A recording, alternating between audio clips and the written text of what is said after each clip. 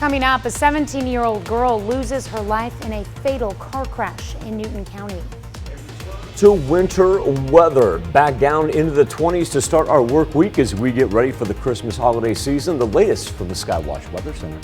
Also, one area organization gets into the holiday spirit by hosting a fundraiser for Native American students. The 4 states' most watched news starts now.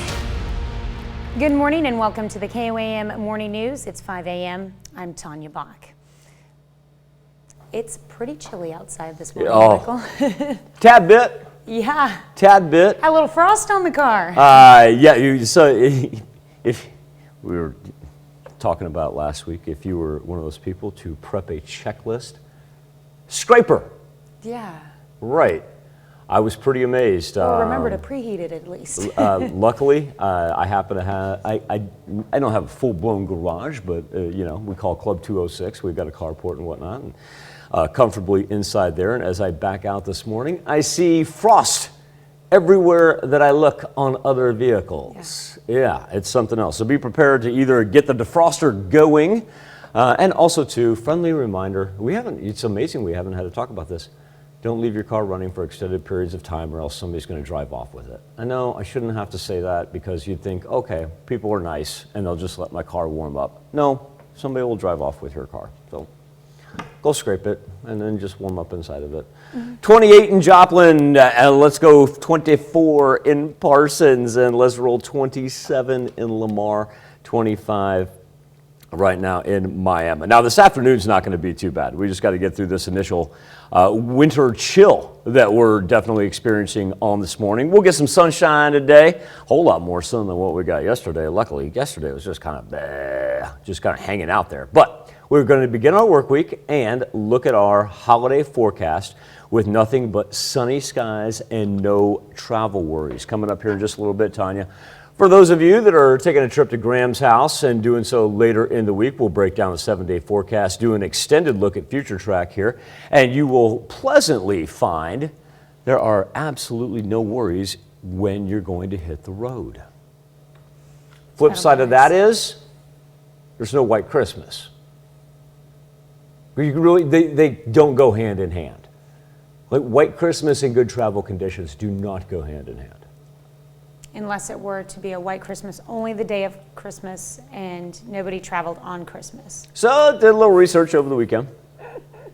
Historically speaking, Joplin's white Christmas, 8%. Really? Yup. It just doesn't happen. Well, for everybody that says, I remember back in my day, yeah. And you and I have been here for a couple white Christmases. You and I have been here long enough now.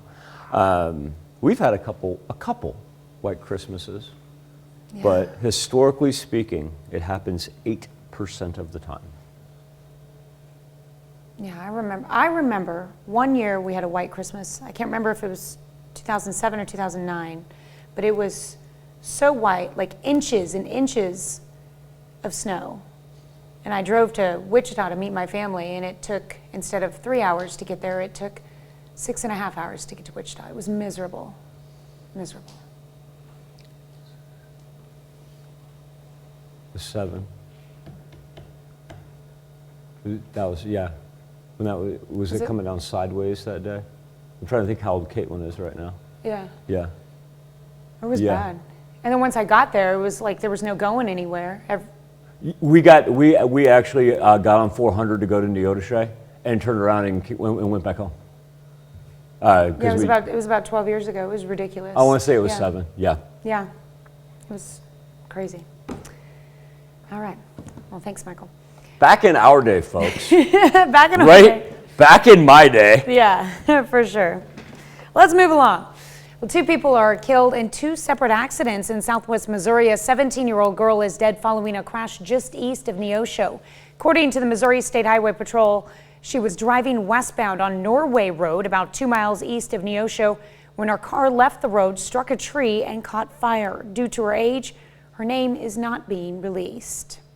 A woman from Kentucky is dead following a crash in Lawrence County. The accident happened 2 miles west of Halltown. Officials with the Missouri State Highway Patrol say 35-year-old Jenna White of Prestonburg, Kentucky, was killed when she fell from a car on I-44 and was hit by another car. She was taken to Mercy Hospital, where she later died from her injuries. Missouri's treasurer is telling the state school districts his office will not refinance bond debt unless they promise not to require face masks.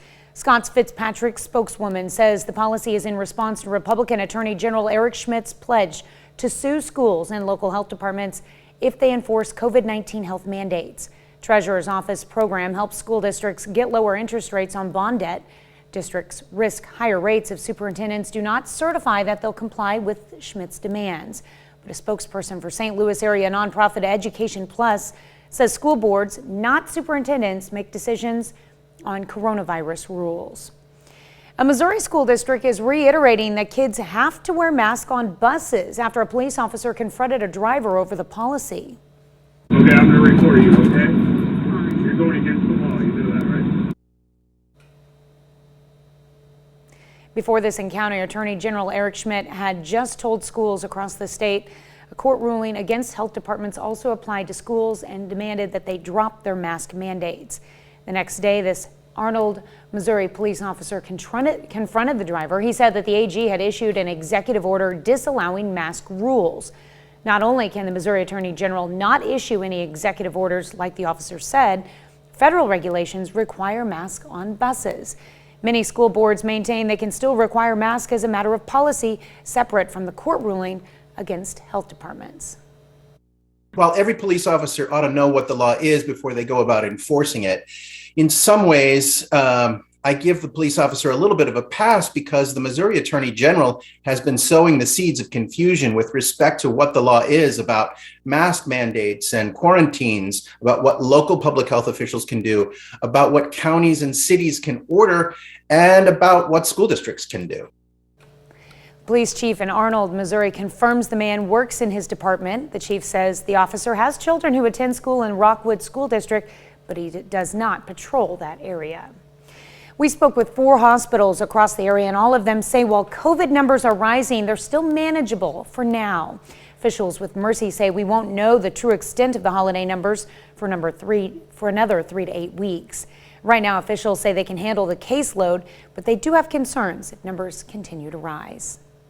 An area organization that supports Native American students hosted a scholarship fundraiser with a holiday twist.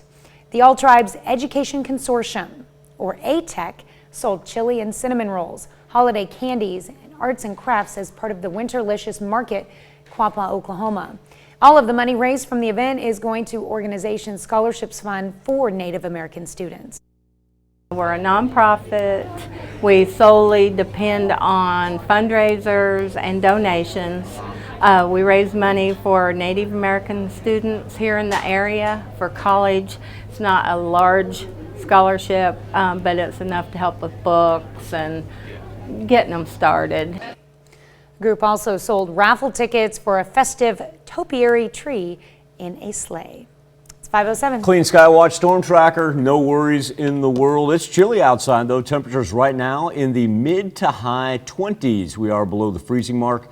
Sunshine for our Monday. Great travel conditions all the way into Saturday and Sunday. And look, by the time the big man rolls around, he's gonna be showing up with highs around 60 for Christmas. That's a look at this morning's top stories and weather in our first 7 minutes. Coming up on the KOAM Morning News, the Missouri Southern women come off a huge triple-digit win this weekend. Michael has the impressive details. Plus, the new movie Spider-Man webbed up at the box office this weekend. We want to know if you saw it too. And the Delta variant continues to fuel new COVID cases heading into Christmas. One expert issues a stark warning to the unvaccinated. You're watching the KOAM Morning News. More real news in the morning. We'll be right back.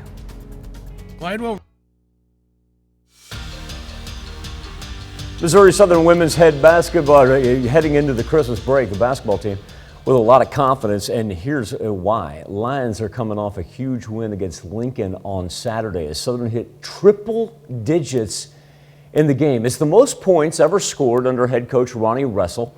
The final score 103-58. And just another example of this team's depth is 6 different players scored double digits. They were led by Amaya John. She had 16 points and also, too, a double-double from one Maddie Stokes. I think it was rebounding and, the one more passes. I think we really were all crashing. I think all of us had 8, 7, 5. Maddie had 10 rebounds. And then also doing the one more passes, not, being selfish or anything and having the one more pass. I think that's what helped us in playing together. I think coming back, we just have to keep working, not get comfortable if they're over break, come back in good shape and everything. So it definitely was a confidence booster and we're just ready to keep going. Southern men bounced back from their first conference loss with a solid win over Lincoln. Lions pulled away in the second half, got an 81-66 win. Christian Bundy and Stan Scott leading the way, combining for half of the team's points as Scott dropped in 22, Bundy a career-high 29. Oh, by the way, there's also those 7 rebounds. My teammates just believe in me, coaches believe in me. Any of us can go off on any given night, so it just so happened to be me tonight. Tried to make it a point today to get him the basketball, and thought he was patient. He made a couple good passes out of it, and then was able to draw 13 fouls and be able to get to the free throw line and step up and make those was huge for us, and especially down the stretch of kind of breaking it open. Pittsburgh State hosted Central Missouri for a doubleheader over the weekend. The women saw their 3-game win streak come to an end as the Gorillas fell 70-61.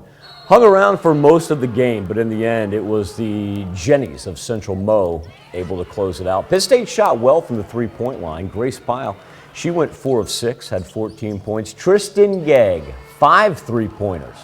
She led the Gorillas with 21 points.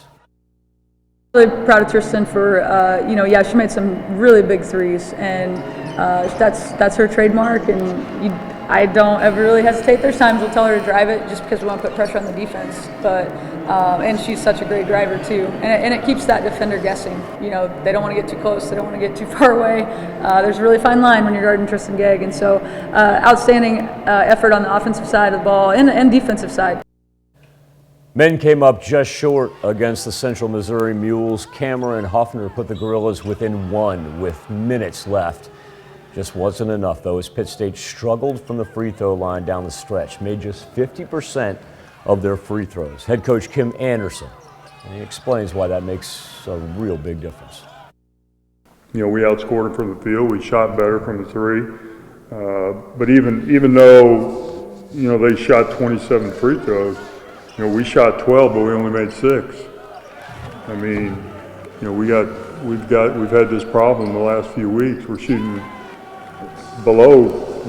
in just above 50% in conference games. Well, that's, you can't do that and win. You got to be able to make free throws. So we just got to have guys that are tough enough to step up mentally. 7th-ranked Kansas Jayhawks on the floor Saturday after a full week of rest and at home at the Allen Fieldhouse, hosting Stephen F. Austin. Ochai Agbaji on fire from long range, leads the Jayhawks with 18 points.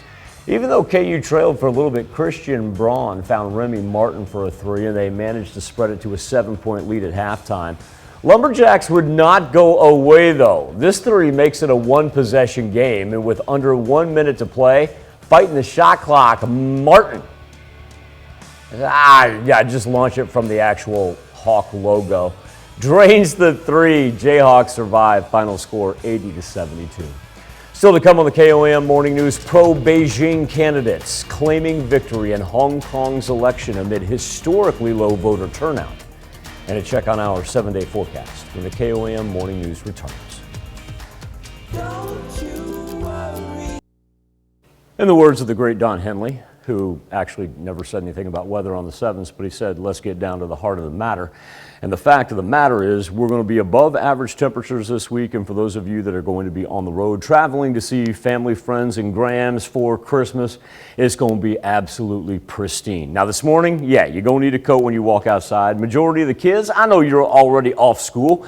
You don't have any worries. Sleep in and warm up because it is chilly outside right now as our temperatures are pretty much in the mid to high 20s. That's not wind chill, that's actual temperatures. But look at this 7-day forecast to the point where we're going to challenge a record on Christmas Eve. We're going to come up short of any Christmas Day records, but it is going to be absolutely delightful. So when the kids begin to bust open the toys and whatnot and want to go outside and play, you got no complaints whatsoever. Let them run rampant through the neighborhood. Time now to turn our attention to the KOAM News Now Facebook page and our morning Insta poll. There's a certain web-slinging superhero making a little history at the box office. Douglas Hyde breaks down the weekend's top 5 films. Absolute truth. I can do that. Director Guillermo del Toro's psychological thriller Nightmare Alley had a disappointing debut, opening in 5th place with $2.9 million. Ghostbusters Afterlife scared up a 4th place finish with $3.4 million.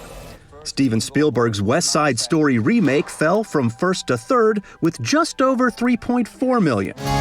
Many years ago, this candle blessed our family with a miracle. Encanto held steady in 2nd place for the 2nd week in a row. The Disney animated musical earned $6.5 million. Ever since I got bit by that spider, I've only had 1 week where my life has felt normal. Spider-Man No Way Home caught moviegoers in its web, premiering in 1st place with a whopping $253 million in ticket sales. That's the 3rd best domestic debut of all time and the biggest opening since the pandemic began. In Hollywood, I'm Douglas Hyde. That's crazy. Think about those numbers. It was like, oh, one got 8, one got 4, one got 5, one got 2, and Spider-Man got 253. What? It's crazy. I heard great things about it, though. Heard it was absolutely phenomenal. Our question this morning, we're going to harken back a little bit. Your favorite Spider-Man villain. Let's have some fun here as we head toward the Christmas holiday. Look at this. We're making it apolitical today. You guys can all blame me for it. Who's your favorite Spider-Man villain? 2 ways to connect: Facebook or KOAMnewsnow.com/vote. Health Watch next.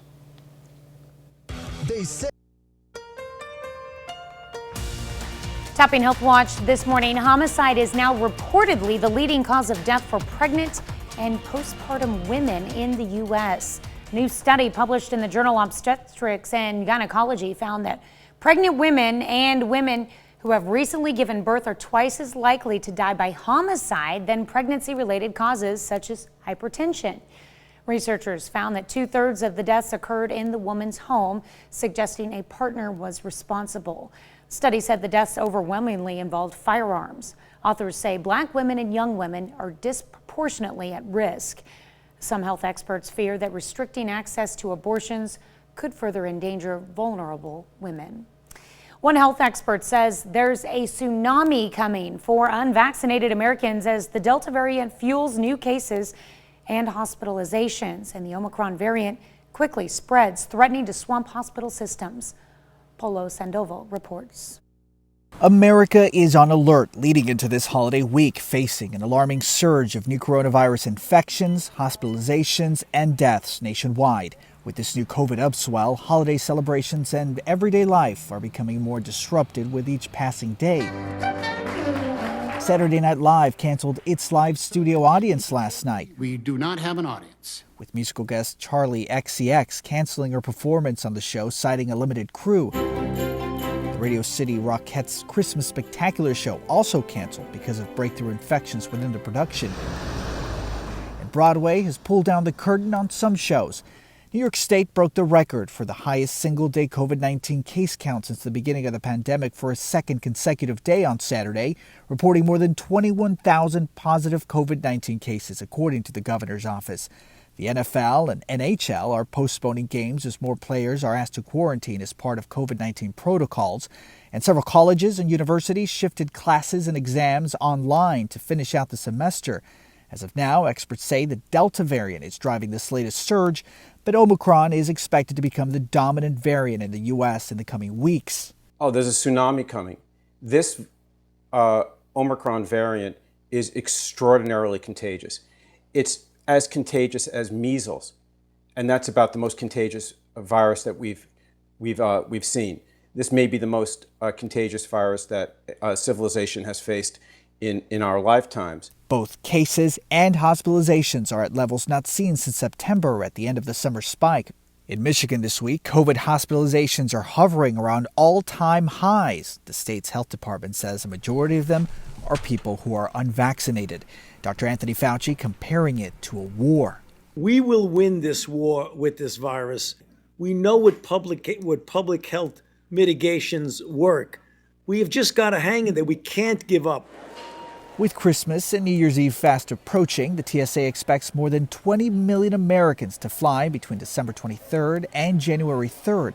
There are concerns that holiday travel will supercharge the spread. If you're wondering about holiday get-togethers, this doctor has advice on what family and friends should do so they can celebrate without worries. Get some tests for your house and use testing before you meet with other people this holiday season. Newly published information from the Centers for Disease Control and Prevention says the COVID-19 vaccination could be the difference between life and death.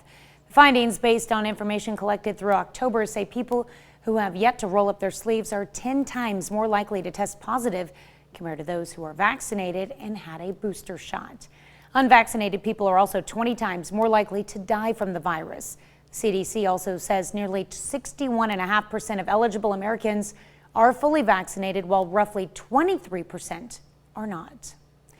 Fentanyl is reportedly now the leading cause of death in Americans ages 18 to 45.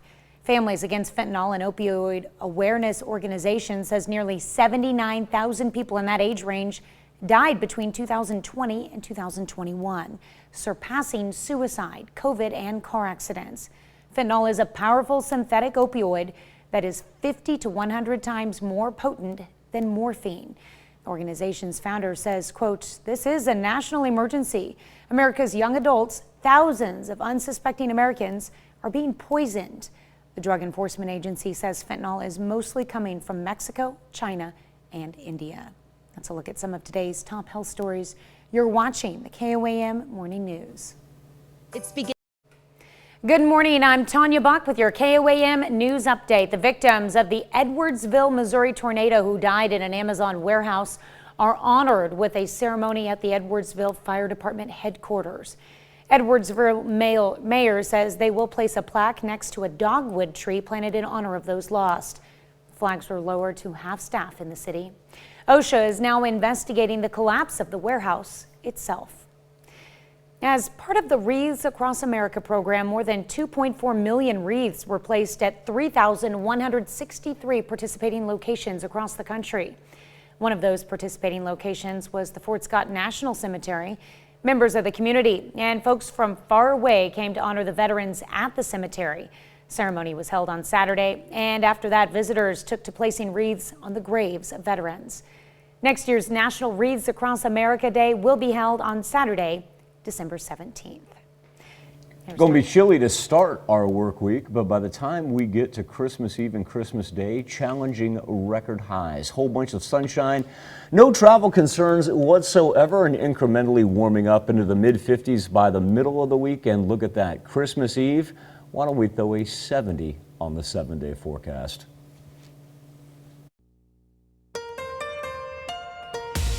Coming up, a 17-year-old girl loses her life in a fatal car crash in Newton County. Maybe chilly to start our work week, but by the time we get to Christmas, we're going to challenge record high temperatures, the latest from the Skywatch Weather Center.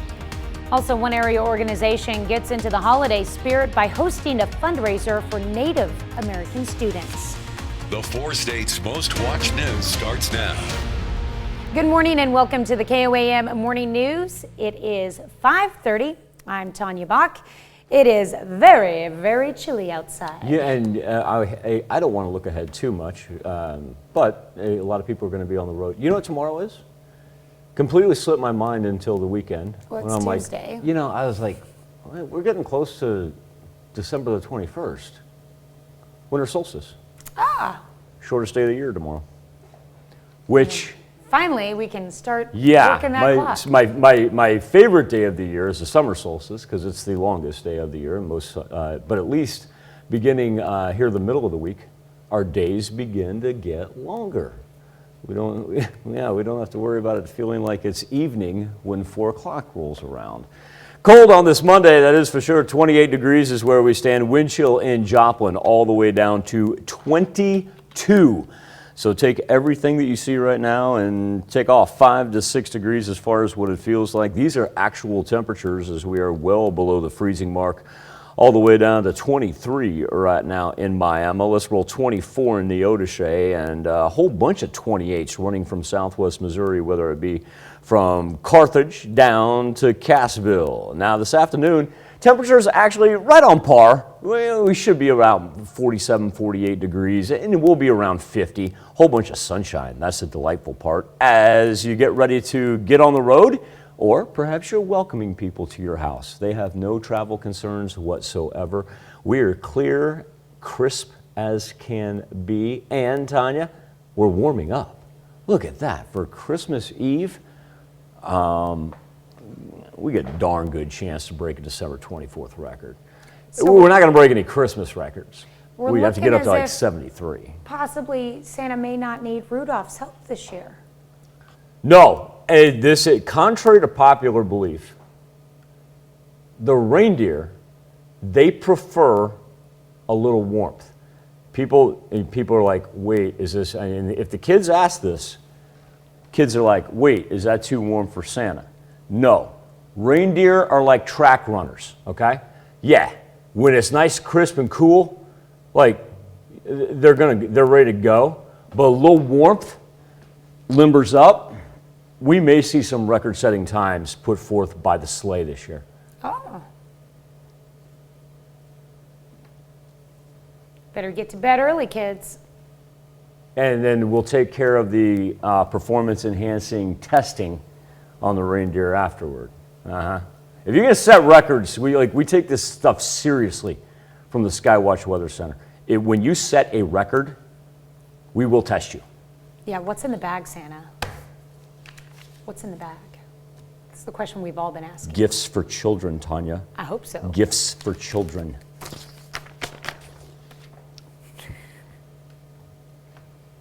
That's right. Mm-hmm. Did I mention the winter solstice is tomorrow? Let's move along. Let's move along. Thanks, Michael.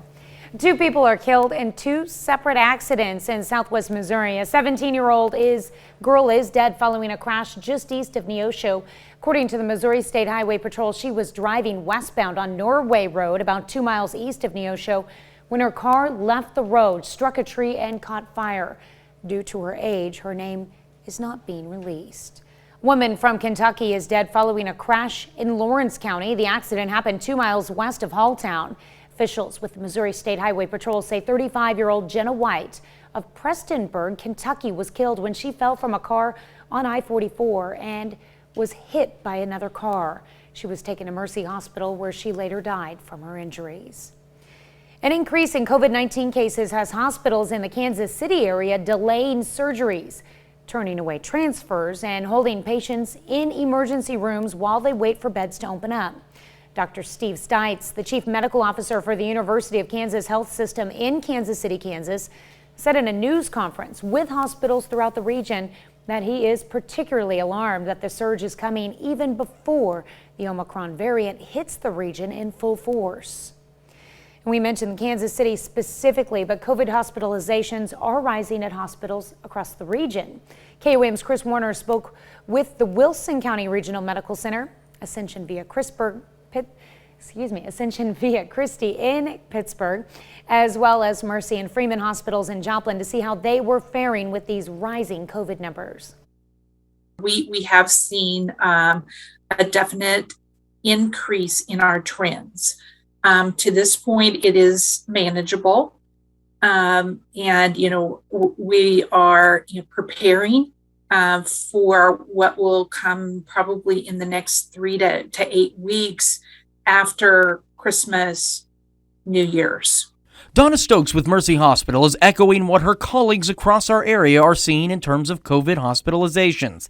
Janice Reese with the Wilson Medical Center in Neodesha says there's something else they're seeing that's leading to that increase in COVID numbers overall. We're actually starting to see an increase in our testing.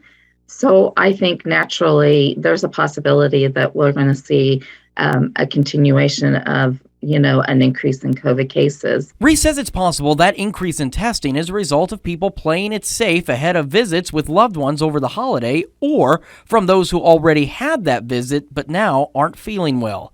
In Pittsburgh, Drew Talbot with Ascension Via Christi says they're a bit busier with COVID patients. We're operating right now pretty close to capacity. It really depends on our ability to discharge those that are healthy enough to go home. Talbot says they're closely monitoring the trends in the area. Dr. Rob McNabb with Freeman Health System in Joplin says another issue some are facing is not a lack of beds or supplies, but a lack of a more valuable asset. What is more difficult to control is the attrition rate of your healthcare staff. As they retire, burn out, look for other opportunities. Being a healthcare worker in a pandemic is about as unfun a situation as you can have.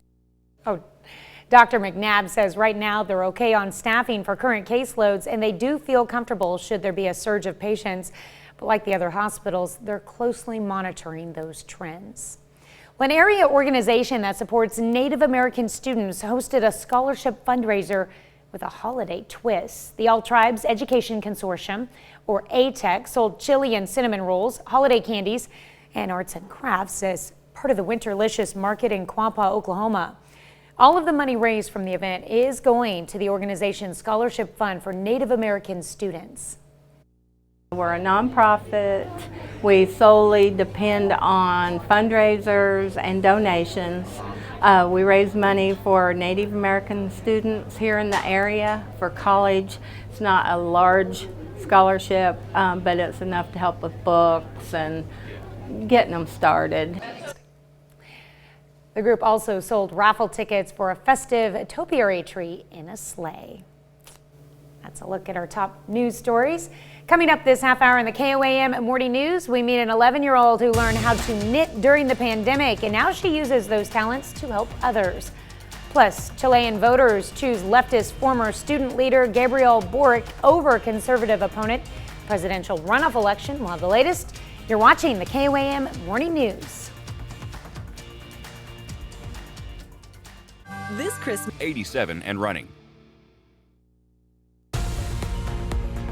Topping World Watch, pro-Beijing candidates are claiming victory in Hong Kong's election amid historically low voter turnout of just about 30%. Legislative Council election comes after Beijing introduces sweeping electoral reforms, giving local authorities greater power to ensure only so-called patriots are allowed to stand as candidates.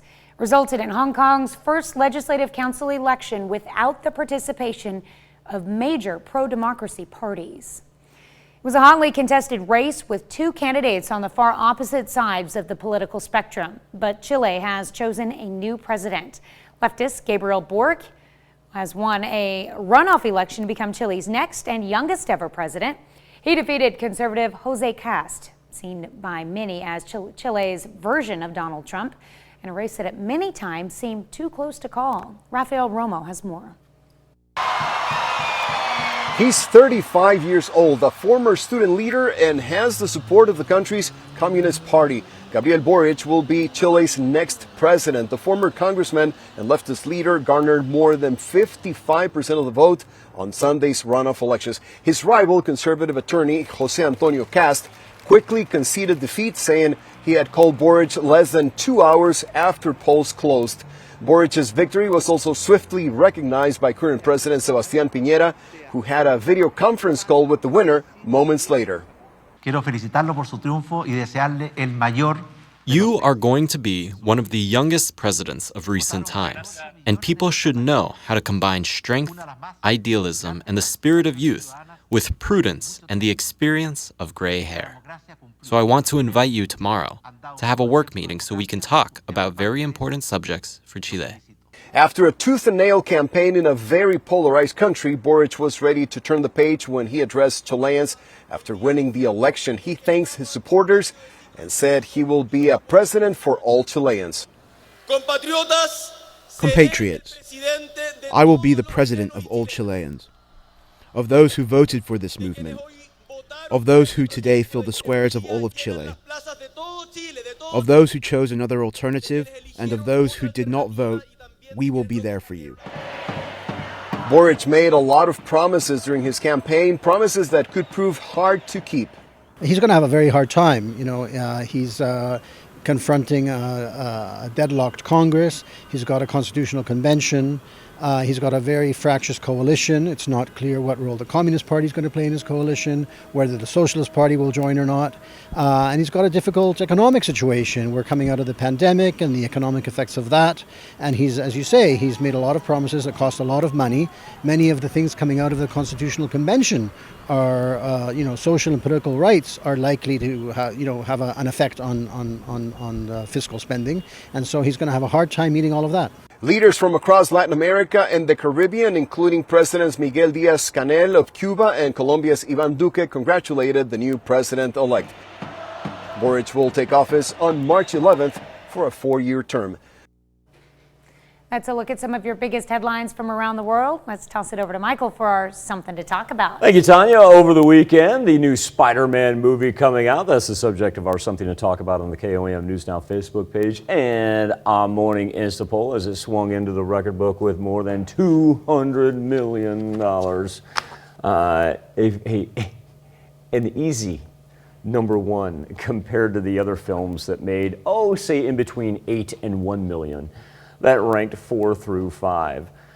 Our question to you, who's your favorite Spider-Man villain? Somebody told me that there's a whole bunch of them that reappear in the movie. Let me know if you've seen it. 20% of you go with Venom, 20% of you go with the Lizard. 19%, you're chiming in with an other. So evidently, maybe if you've seen the movie, they didn't come up with your favorite villain. You have 2 ways to vote each and every morning. Number 1, connect with us via our KOAM News Now Facebook page, or if you'd like to go directly to the poll, KOAMNewsNow.com/vote. Be back with the news you need to know before you head out the door, right after this. Here's a check of today's top headlines, the news you need to know before you head out the door. 2 people are killed in 2 separate accidents in southwest Missouri. A 17-year-old girl is dead following a crash just east of Neosho. According to the Missouri State Highway Patrol, she was driving westbound on Norway Road about 2 miles east of Neosho when her car left the road, struck a tree, and caught fire. Due to her age, her name is not being released. A woman from Kentucky is dead following a crash in Lawrence County. The accident happened 2 miles west of Halltown. Officials with Missouri State Highway Patrol say 35-year-old Jenna White of Prestonburg, Kentucky, was killed when she fell from a car on I-44 and was hit by another car. She was taken to Mercy Hospital where she later died from her injuries. Catalytic converters are big targets for thieves, and now Joplin police have discovered a truckload of them. Police recovered 98 catalytic converters while serving a search warrant on North Walnut in Joplin. It's part of an ongoing investigation into a rash of catalytic converter thefts around the area. These devices that reduce toxic emission from vehicles contain precious metals and can draw big bucks for scrap. Investigators estimate this haul is worth about $60,000. Wow. Well, they've arrested the resident, Pamela Sims. At last report, the prosecutor had not yet filed formal charges in this case. This isn't Sims' first run-in with the law. Authorities charged Sims with receiving stolen property in September of 2020 after authorities recovered 24 catalytic converters from the same home. That case is not yet resolved. Authorities say 2 men have died in wildfires that erupted across Kansas earlier this week. Leota officials say 84-year-old rancher and farmer Richard Shemanek died at a hospital after being burned while trying to fight a fire near his home last Wednesday. Ellis County Sheriff's Office says the remains of 36-year-old Derek Scott Kelly were found near his burned truck. His fiancée reported him missing. They are the first confirmed fatalities from fires that erupted last Wednesday in western and central Kansas, fueled by dry conditions and powerful winds. Hundreds of thousands of acres have burned. That's a check of today's top headlines, the news you need to know before you head out the door. When you do walk out that door, grab a winter coat because our temperatures are well below the freezing point right now. Luckily, we are dry and we are clear, so if you're out and about, as a matter of fact, whether it be today or whether it be the rest of the week, you're in good shape. Temperatures up into the 50s later on this afternoon. And a future track that just keeps everything as clear and sunny as can be. In fact, it's a 7-day forecast that slowly warms up to the point where we're talking about challenging record highs on December Eve and a great looking Christmas and Christmas Day into the 60s. Knitting is said to be good for the brain and helps improve people's motor skills, but an 11-year-old from Aurora, Minnesota isn't doing it to help herself. She's doing it to help others. Erin Hazen-Zeta shares her story. This is the most basic stitch. When COVID-19 forced us into our homes last year, Abby Stovern turned to the internet for inspiration. Were you kind of bored during the pandemic? Yes. And she landed. I call it a hook. I don't know what it's actually called. On knitting. My mom got me a loom. With a little help from YouTube, she kept going. At first, I would only make maybe one a day, and then I was making a couple a day. And going. We were giving them as Christmas presents, but there were still so many. So Abby found a home for some of her homemade hats, putting them in her church's essential kits for people experiencing homelessness. And that was just the start. We've done Minnesota Oncology, and we've done some women's shelters, and we went to Children's Hospital. I was really happy. I think she makes a difference in somebody else's life. I like that she knows what it's like to give back. To date, Abby has given away hundreds of hats and donated more than $2,500 to charity. What's your goal for the end of 2022? Well, I don't know if I'll make it now, but it's to donate $10,000. She certainly doesn't do it for the attention. You're a little shy about it? Yeah. She does it because it feels good, warming heads and hearts. I've always liked helping people. I think that's why. She's got some skills there too. Now, we'll be right back with another check of your forecast. To the top of the hour, which puts us at 5:57. Definite morning chill in the air with temperatures right now below the freezing point. As a matter of fact, wind chills as low as 18 degrees in Yates Center, low 20s throughout. Nice thing is it is going to be clear and dry. A little bit chilly for each and every morning, but as we progress toward Christmas, it's going to be absolutely delightful to the point where we're going to challenge record highs here for Christmas Eve. As kids got toys, they want to get out and play on Saturday and Sunday. Things are looking great. Back with more KOAM morning news in just a little bit. Coming up, a 17-year-old girl loses her life in a fatal car crash in Newton County. Temperatures right now below the freezing mark. We'll have the latest in the Skywatch Weather Center. And also, one area organization gets into the holiday spirit by hosting a fundraiser for Native American students. The 4 states' most watched news starts now. Good morning and welcome to the KOAM Morning News. It is 6 a.m.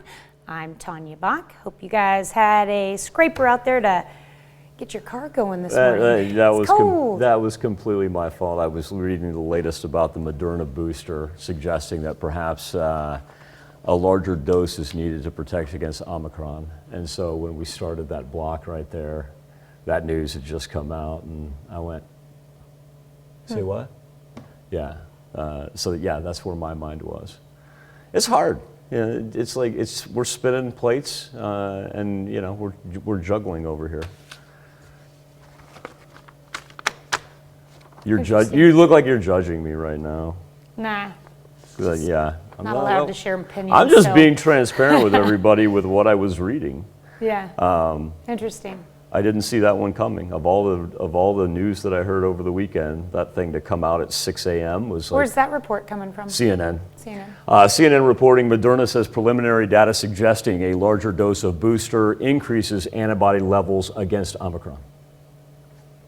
Sounds like common sense. So, yeah, that's what I was doing. Anyway, our temperatures right now consistently below the freezing point. Nice thing is we are very, very dry. We don't have any elevated fire weather. A little bit of a surprise with our low humidity, but Also an indicator that our winds are not too bad. We're just coming in from the north-northeast, 5 to 10 miles per hour today, and shaping up to be a great week. I guess one positive aspect of it is majority of the kiddos are able to sleep in today. Don't have to worry about them being frigid out there by the bus stop. Up into the 50s this afternoon. All the precip stays way down to our south, and then a 7-day forecast where if you plan on hitting the road or having people visit you, we have no travel concerns in the 4 states leading up until Christmas. As a matter of fact, Tanya, we're abnormally dry so far through our first 20 days of the month, but we're going to stay that way, which for this time of year, not necessarily a bad thing. All right. Mild week, we will take that. Can't complain. Travel-wise, absolutely we will. Now, for those of you that would love a white Christmas, the fact that we'll probably have record-setting high temperatures on Christmas Eve, no, not happening. All right. There you go. All right, I'm back to Omicron.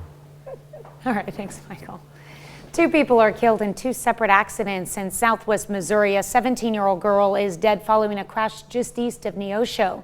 According to the Missouri State Highway Patrol, she was driving westbound on Norway Road about 2 miles east of Neosho when her car left the road and struck a tree and caught fire. Her name is not yet being released.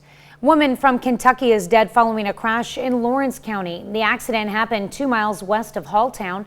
Officials with the Missouri State Highway Patrol say 35-year-old Jenna White of Prestonburg, Kentucky was killed when she fell from a car on I-44, was hit by another car. She was taken to Mercy Hospital, where she later died from her injuries. Authorities say 2 men have died in wildfires that erupted across Kansas earlier this week. Leota, Kansas officials say 84-year-old rancher and farmer Richard Shemanek died at a hospital after being burned while trying to fight a fire near his home last Wednesday. And the Ellis County Sheriff's Office says the remains of 36-year-old Derek Scott Kelly were found near his burned truck. His fiancée reported him missing. They are the first confirmed fatalities from fires that erupted last Wednesday in western and central Kansas, fueled by dry conditions and powerful winds. Hundreds of thousands of acres have burned.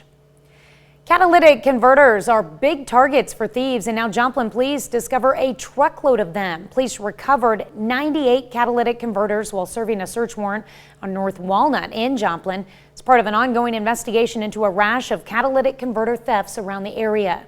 These devices that reduce toxic emission from vehicles contain precious metals and can draw big bucks for scrap. Investigators estimate this haul is worth about $60,000. They've arrested the resident, Pamela Sims. At last report, the prosecutor had not yet filed formal charges in this case. This isn't Sims's first run-in with the law. Authorities charged Sims with receiving stolen property in September of 2020 after authorities recovered 24 catalytic converters from the same home.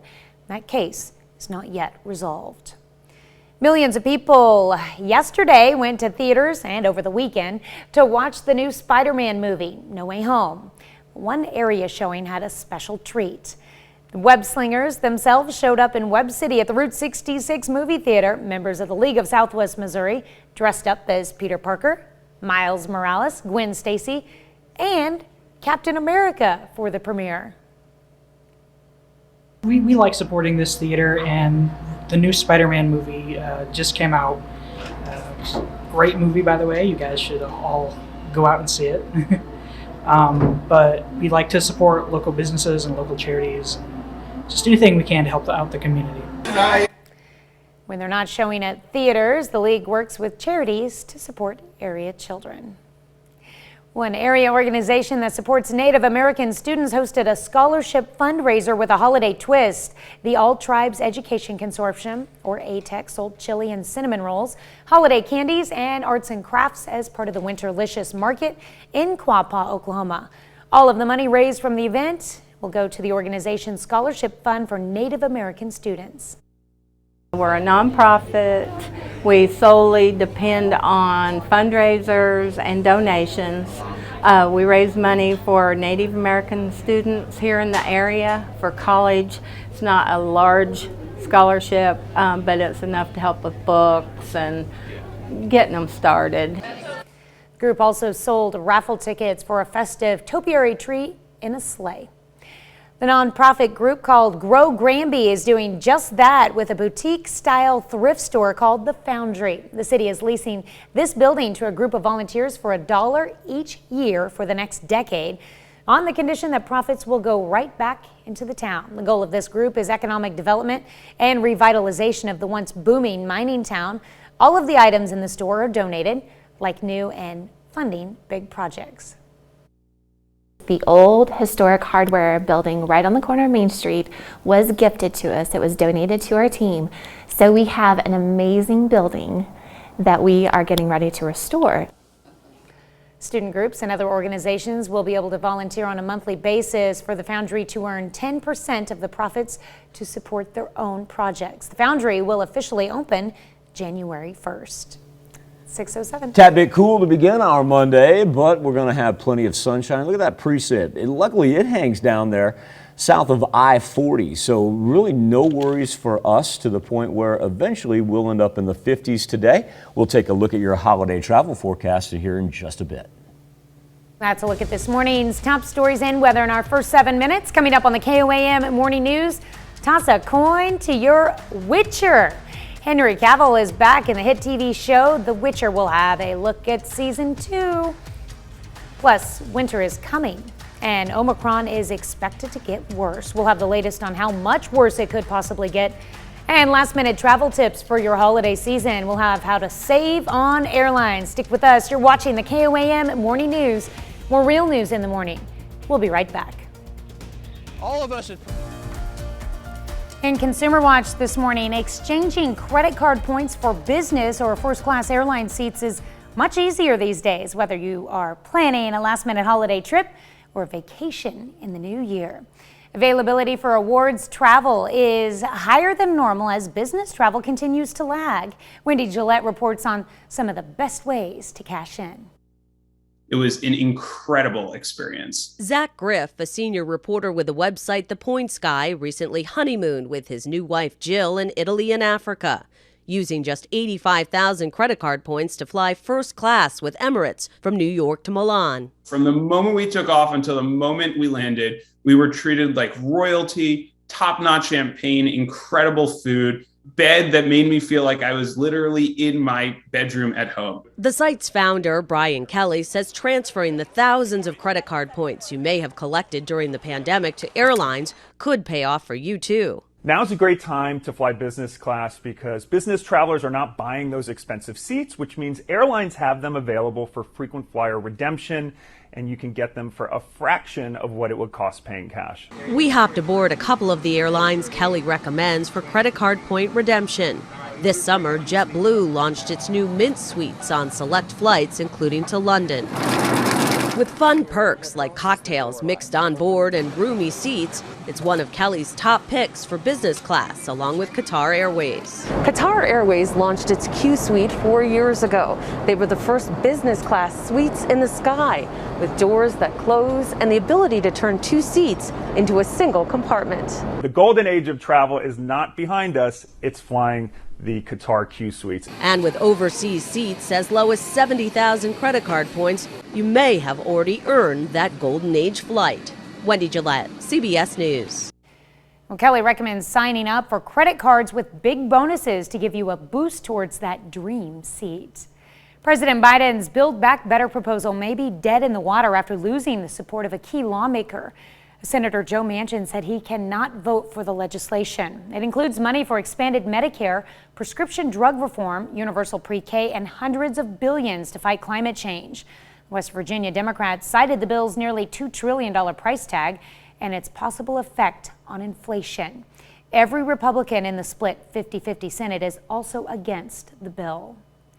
Well, the surging coronavirus did not stop the latest Spider-Man movie from enjoying a huge weekend at the box office.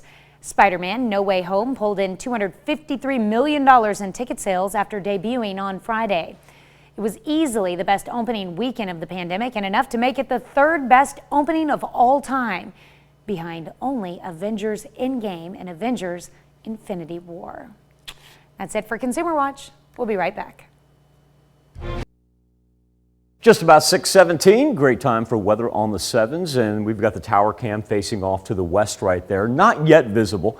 just hasn't gotten low enough to get into our camera view. But if you have a chance, go out and look to the west. Gorgeous shot of the moon, and we've got the winter solstice headed our way tomorrow, shortest day of the year. And our mornings are going to be very chilly. At least the kids don't have to be out at the bus stop. But right now we sit at 29 degrees over 7th and Rangeline with a wind chill of 22. Now these are actual temperatures ranging anywhere from, say about 25 to 28. Nobody even breaking the 30-degree mark as of yet, and wind chills as low as 18 and 19 in Yates Center and Iola in the northwestern portion, and a whole bunch of 22s and low 20s ranging through southwest Missouri. Now the nice thing is no precipitation to worry about, because if we did, well, it'd be a little bit different conversation that we're having, but everything stays squarely down to our south. Everything that is even going to penetrate up to the north will probably stop at about I-40 in the Fort Smith area. And so we've got absolutely no travel concerns, whether it be today or actually pushing all the way up to the Christmas weekend. Highs today up into the 50s, so just a skosh above normal. And when we talk about if you're going to be out and about on the road, this is about as good as a 7-day forecast as you can get. We have absolutely no travel concerns. Now, on Christmas Eve, we're going to challenge an afternoon record up around 70 degrees. We won't quite get there for a Christmas Day record. We'd have to get up to 73 at Joplin Regional Airport. But for the kiddos that want to get out and enjoy sunshine on Christmas Day, you know, take whatever toys you got. Maybe you want to hang out with your friends and whatnot. It's looking absolutely great as we're sitting at 63 Christmas afternoon. Let's talk about our featured pictures with Santa, because we've got a couple of marvelous pictures here. We'll start with the Welch family. They are from Columbus, and we have Tristan, Sophie, and Gabriel pictured with the big man himself. Compliments of the Christmas shop right there. And check out Gabe. You want to talk about a sharp-dressed dude. And then Tristan looks absolutely gorgeous in that Christmas dress as well. Next up, we've got the Sorrell family from Pittsburgh. That is Nolan, Marley, and Neely. And if you're going to be decked out, why don't you do it in the matching Christmas PJs? I love the picture, Sorrell family, and I hope you had a marvelous time. And once again, thank you to all our friends at the Christmas shop for giving everybody an opportunity to sit with Santa and let them know what they desire come this weekend. Henry Cavill returns to streaming screens as the second season of The Witcher. And we've got our man Rick Demigella with the story. The world is changing. Centra isn't safe for you anymore. Henry Cavill is back in the second season of The Witcher. So, I'm your destiny? You're much more than that, Cirilla. We find Geralt having freshly discovered or finally crossed paths with Cirilla. And he is now, he's taken her under his wing. He wants to give her the skills and the place to protect her as well as he can from the rest of the world, who are clearly trying to seek her out. Whether it's to do her harm or not, he has yet to discover.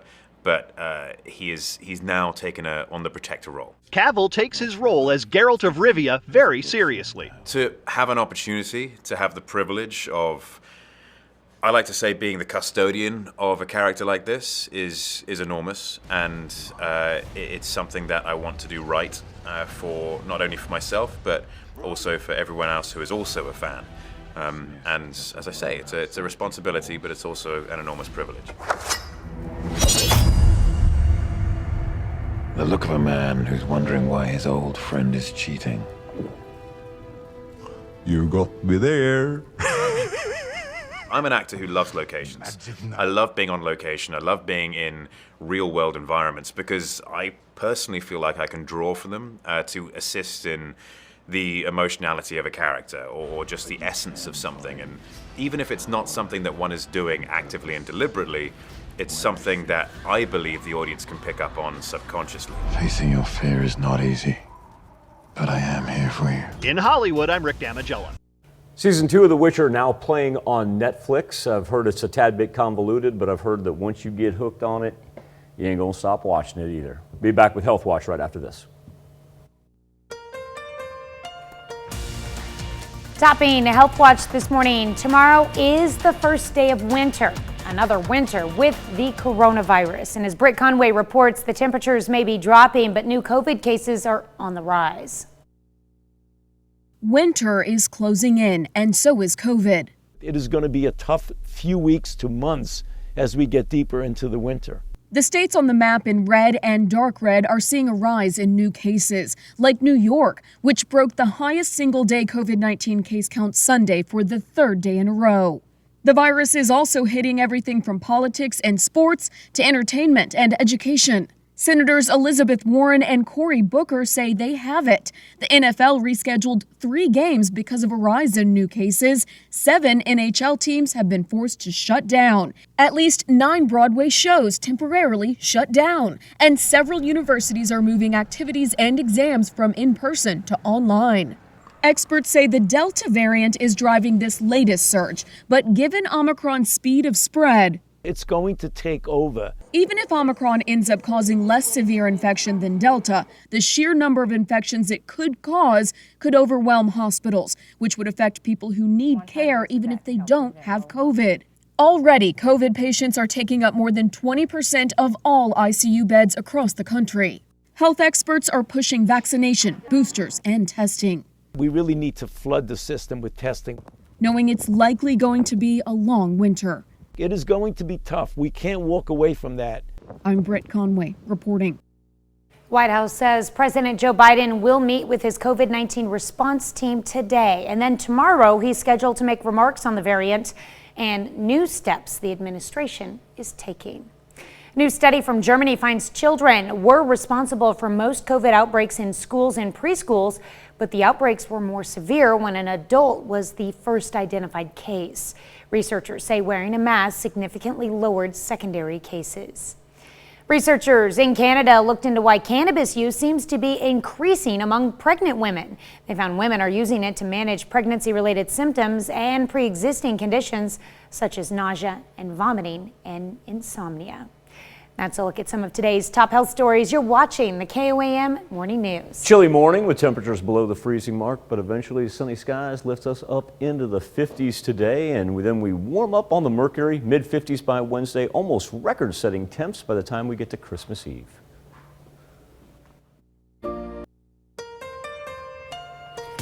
Coming up, a 17-year-old girl loses her life in a fatal car crash in Newton County. Gorgeous beginning to our work week, but you're going to want to break out the winter clothes early in the morning. The latest from the Skywatch Weather Center. Also, one area organization gets into the holiday spirit by hosting a fundraiser for Native American students. The 4 states' most watched news starts now. Good morning and welcome to the KOAM Morning News. It is 6:30. I'm Tanya Bach. We'll get to those stories in just a moment, but first, baby, it's cold out there. I was waiting to see if you were going to break it out this morning. I knew that at some point in time it would emerge, and there it is, folks. Her favorite. Is that your favorite Christmas song? I got a question for you. Is that your favorite Christmas song? Actually, I have 2 questions for you. No, White Christmas. Number 2, why are we not making new Christmas songs? We are. Carrie Underwood has one out, and it's on both like the pop streaming and country streaming, and it's called Stretchy Pants. It's gonna be a hit someday. Wow, you just blew my mind right there. Yes. Number 1, I did not know that Carrie Underwood had a new Christmas song. Thank you for that. Number 2, you could have given me, say the next, I don't know, week to guess the name of the song. I would not have come up with that title. No, but it's like perfect because it describes what happens over the holidays when you overindulge. I actually don't even know what the words of the song are about. Just the name of it makes me want to listen to it, and has a really upbeat beat. Okay, the name of it makes me want to go find it and listen to it as soon as the show is over. So I appreciate that. I did not know we were making new Christmas songs called Stretchy Pants.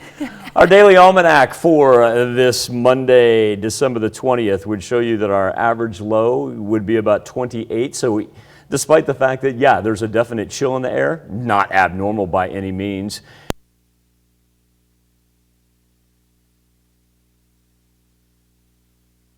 Freezing mark right now. We've yet to see a 30 pop up on the board, but eventually it's going to be a delay. We're going to, Thank you. That's Carrie Clapp, our wonderful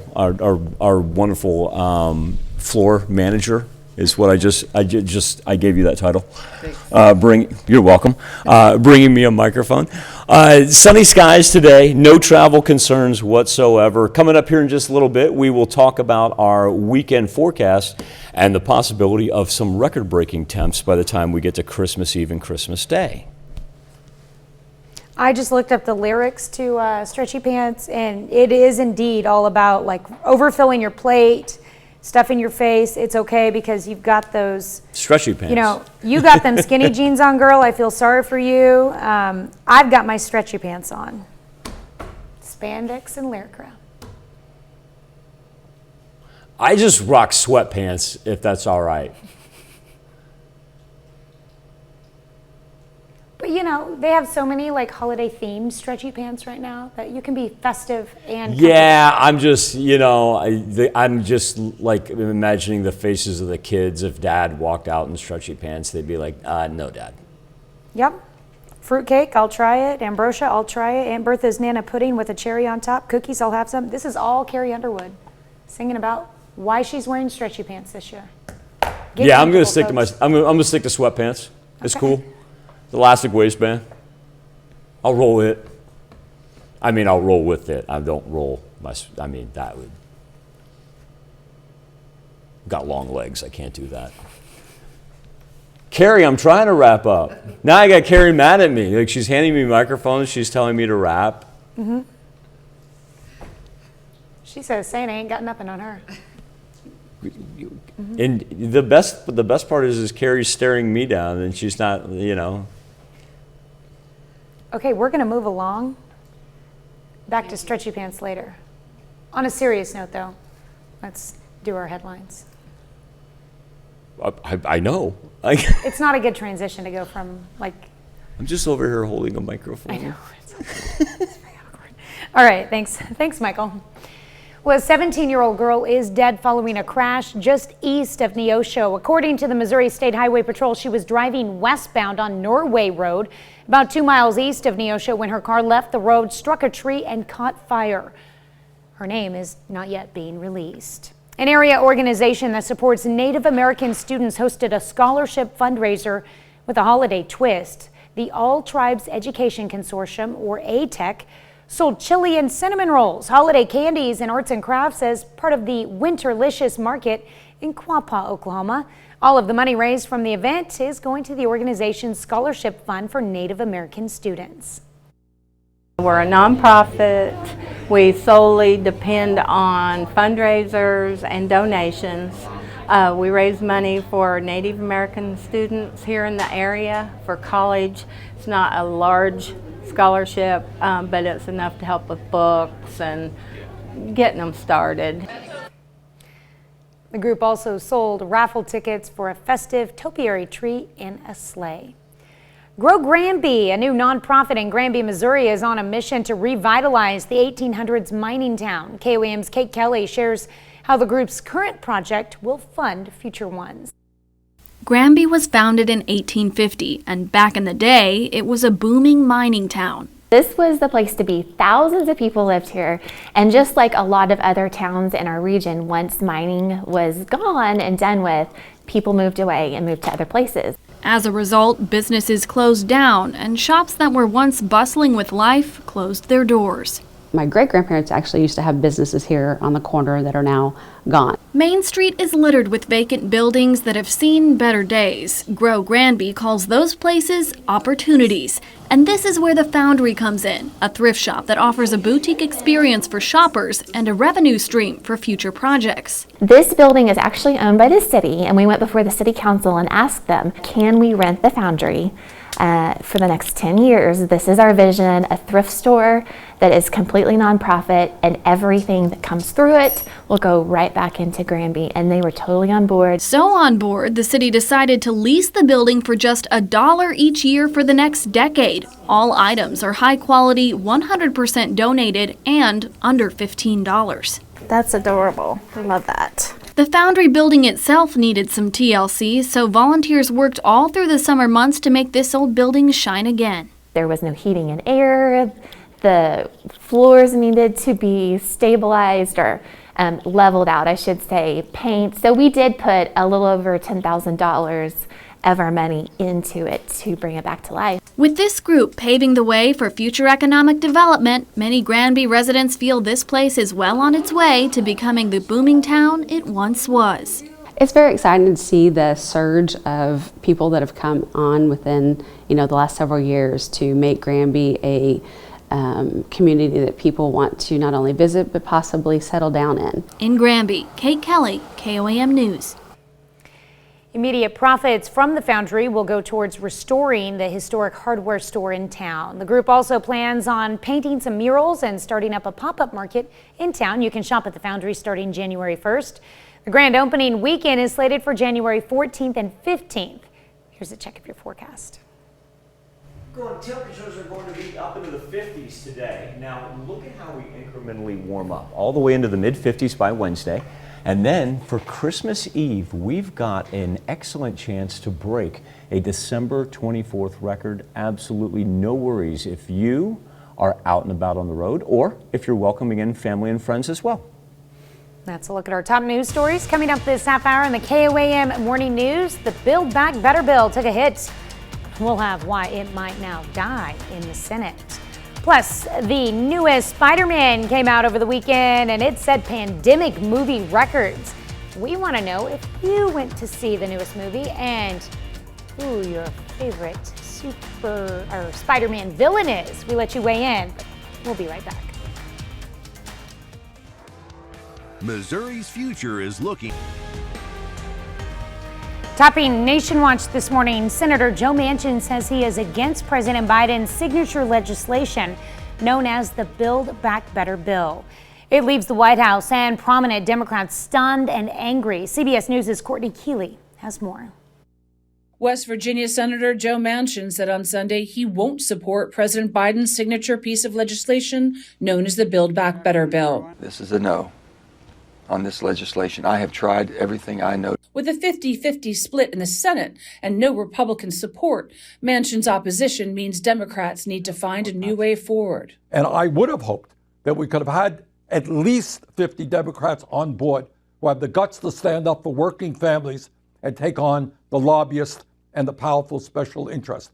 The roughly $2 trillion bill includes money for expanded Medicare, prescription drug reform, universal pre-K, and hundreds of billions to fight climate change. Manchin says he's still willing to work on some of the issues. There's a lot of good, but that bill is a mammoth piece of legislation, a mammoth piece. After months of negotiations, Democrats are outraged over the defection. We all knew that Senator Manchin couldn't be trusted. The excuses that he just made, I think are complete bullshit. The White House is also demanding an explanation, saying Manchin's comments are at odds with his discussions this week with the president, with White House staff, and with his own public utterances. Vermont Senator Bernie Sanders says the Senate should still put the bill up for a vote. Courtney Keeley, CBS News, New York. Manchin says Congress should be more focused on fighting COVID right now and has had ongoing concerns about the price tag of the bill, though Democrats point to studies that show the bill would not worsen inflation. That's a look at today's top national stories. Let's check back in with Michael for something to talk about. Thank you, Tanya. Rumor has it that over the weekend a new Spider-Man movie came out. I say that tongue-in-cheek as it had the third largest opening ever.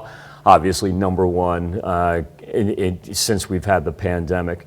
Our question to you this morning, who's your favorite Spider-Man villain? Right now, 30% of you chiming in saying Venom, followed by 20% with the Lizard, and then we've split the 15 with Green Goblin and other that maybe not have appeared in the latest Spider-Man movie. Make your voice heard by going to our Facebook page or KOAMnewsnow.com/vote.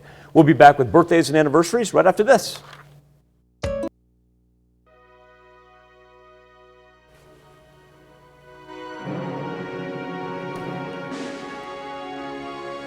We take this time to honor today's four-state hero.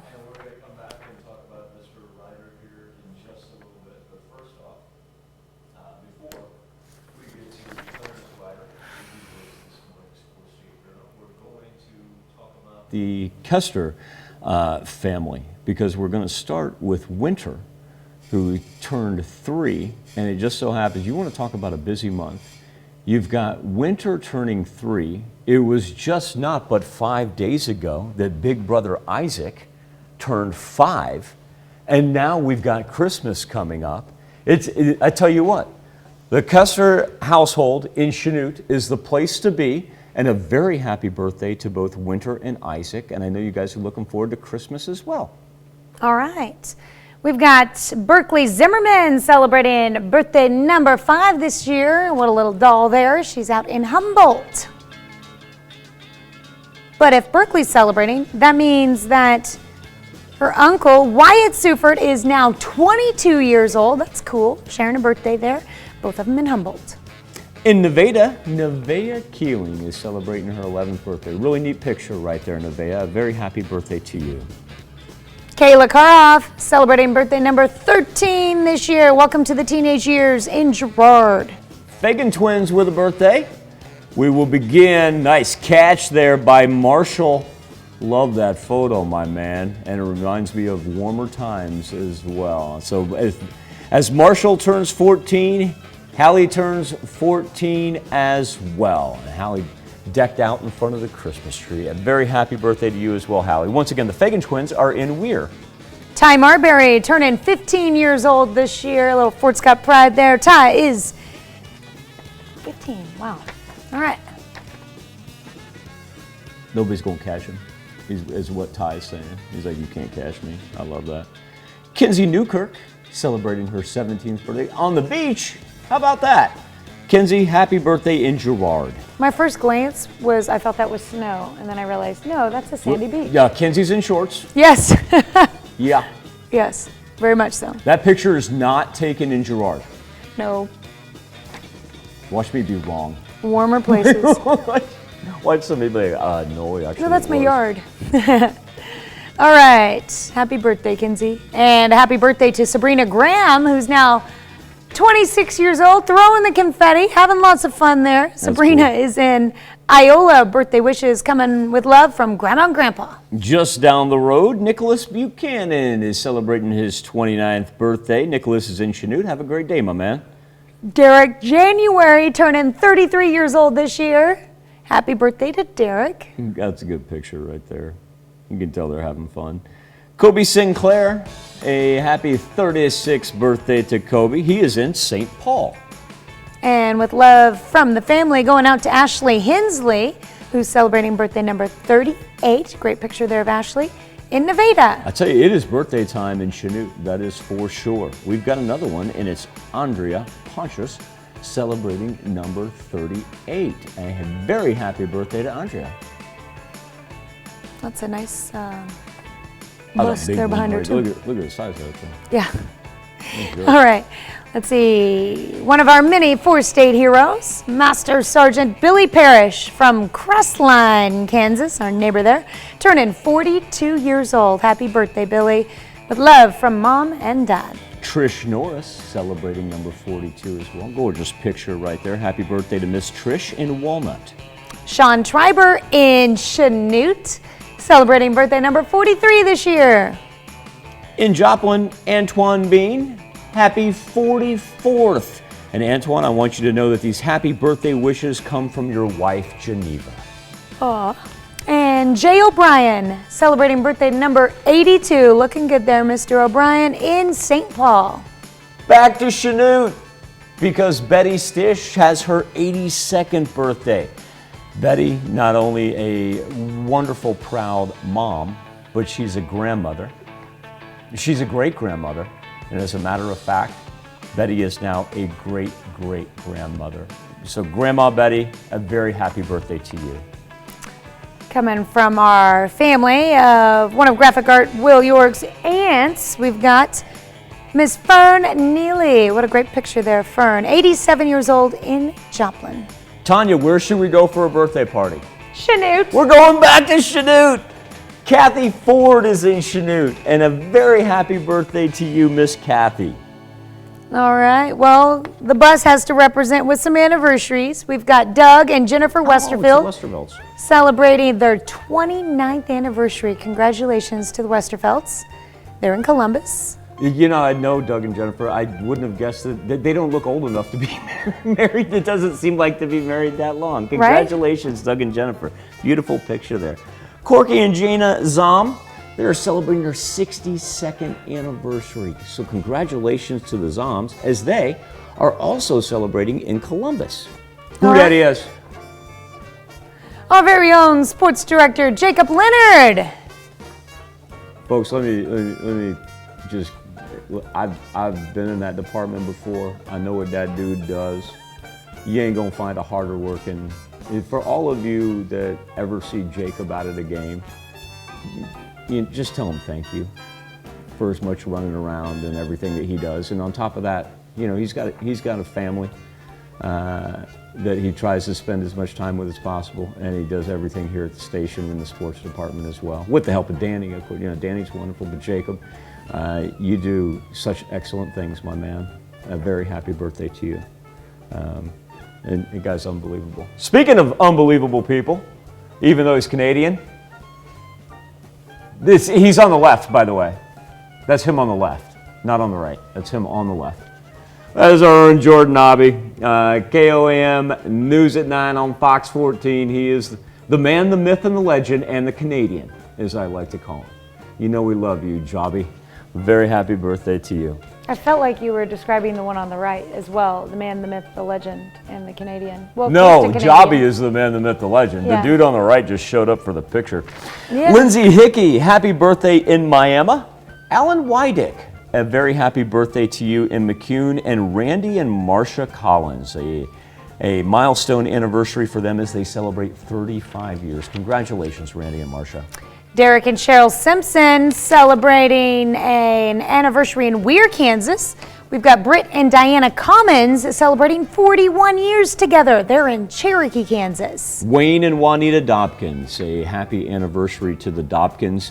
They're celebrating in Columbus. And Travis Roberts, give you a screen to yourself, my man, as he celebrates number 53 in Miami. A happy birthday and happy anniversary to all. Here's Tanya Bach with a very important birthday announcement. All right, you can be a part of the KOAM Birthday Club by going to our website and signing up.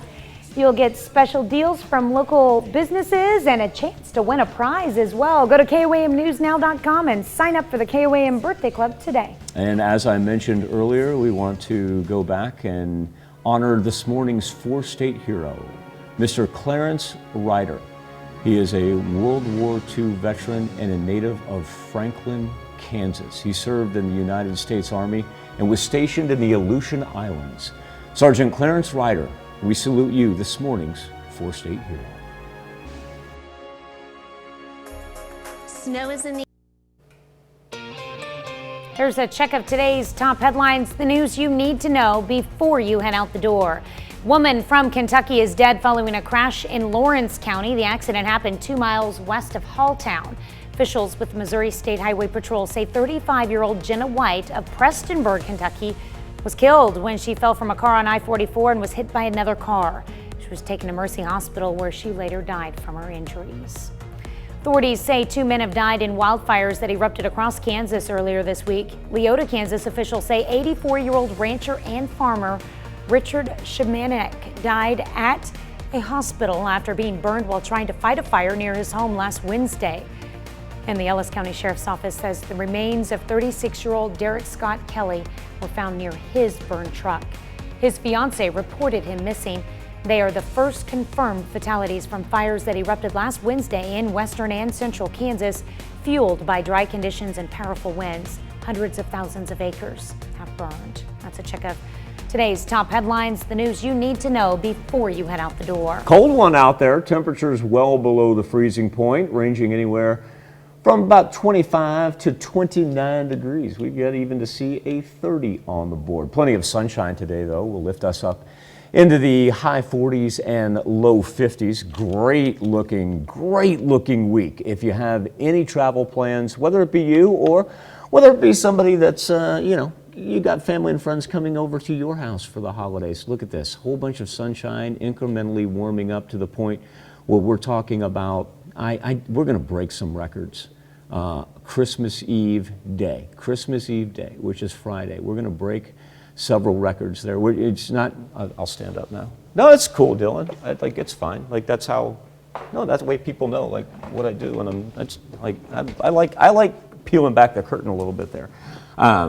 Saturday, we're not going to break any records. We'd have to get up to about 73 at Joplin Regional Airport. But, you know, for the kiddos, everybody being out of school, it's going to be a great weekend, or a great week and weekend to be able to run around the neighborhood and enjoy above average temperatures and a whole bunch of sunshine. All right, well, coming up today at noon, we're making caramelized sweet potato crowns in the Mr. Food Test Kitchen. And that would include, if Carrie Underwood wanted to sing about those in her song, she could include that. You can eat those many as you want, as long as you got your stretchy pants on. Of course, we've got the CBS Morning News coming up next on KOAM, but we'd rather have you flip on over on Fox 14. That's right, and I just checked out our rundown. Looks like we're going to be talking about the Hope City JPD and, well, the Hope City organization and how they chose the Joplin Police Department. All right, that wraps it up for this Monday. Grab that coat before you walk outside. Do me a favor. Be safe. We'll do this all again tomorrow morning. And we're going to do it again today at noon. Today's Pledge of